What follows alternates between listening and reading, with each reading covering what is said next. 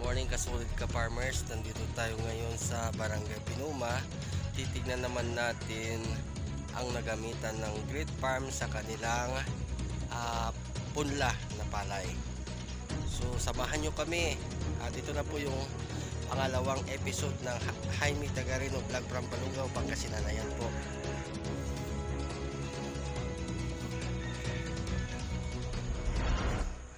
Ayan, so bibisitahin naman natin ang nagamitan ng Great Farm 100. Sa inyo medyo malayo-layo konti. Ayan. Ito po ay December 12, 2023.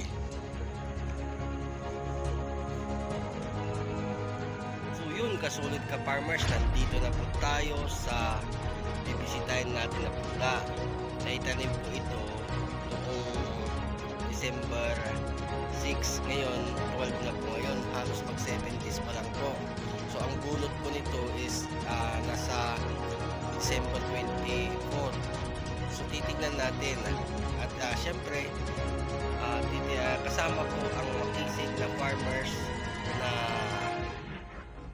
may-ari itong punla. Hello sir, good morning. Hello po, good morning po. Siya po ang makisig nating farmers at masipag. So titignan na natin ang kanyang punla. Anong variety po ito sir?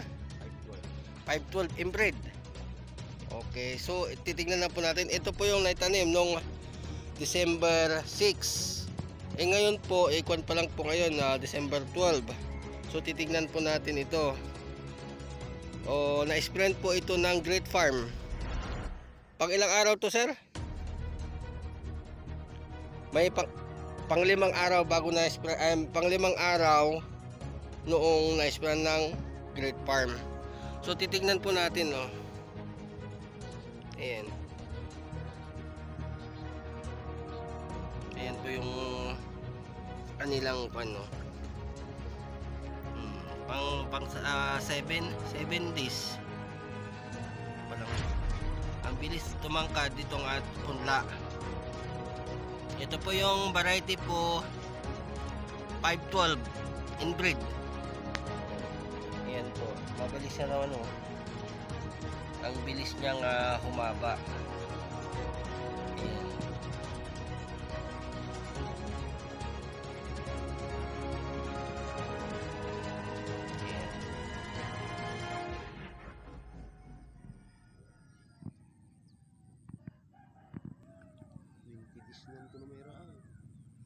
Tama-tama po, 20 days lang po no kapag may tanim na po ito.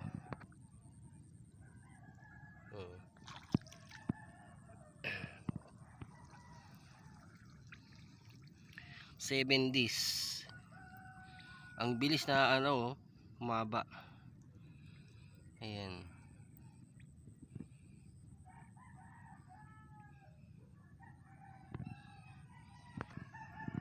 Ayan po, medyo makapal.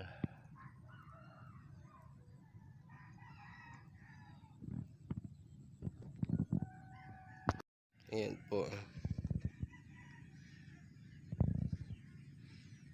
Inbred.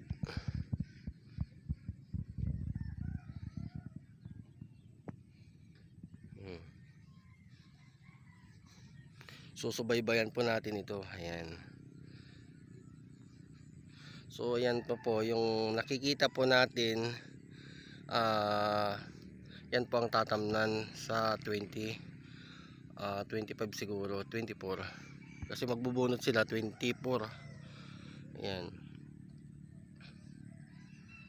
From Pinuma, Kawayan, Isabela. Pauwi na tayo. So nakita natin yung na-spray ng Great Farm 100. Ayan. So naglalakad tayo ngayon. Ayan. Nasa Pilapil tayo.